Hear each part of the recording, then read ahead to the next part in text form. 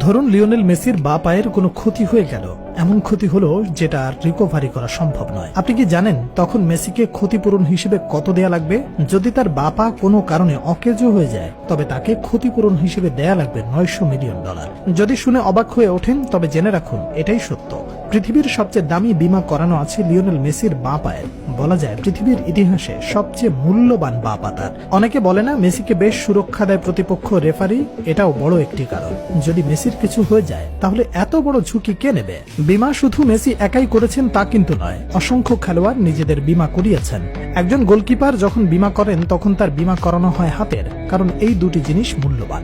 Position ভিত্তিক অনেক কিছু বদলে যায়, নিজের খেলার ধরনের উপর সবকিছু নির্ভর করে। সেভাবেই মেসি বেছে নিয়েছেন তার সবচেয়ে মূল্যবান বা পা। রোনালদো বীমা করেছেন তার দুই পায়ের, যদিও তার বীমা মেসির আশেপাশেও নেই। শুধু রোনালদো একাই নয়, বাকি যত ফুটবলার আছেন তাদের সবারটা মিলেও মেসির বা পায়ের কাছে আসতে পারেনি।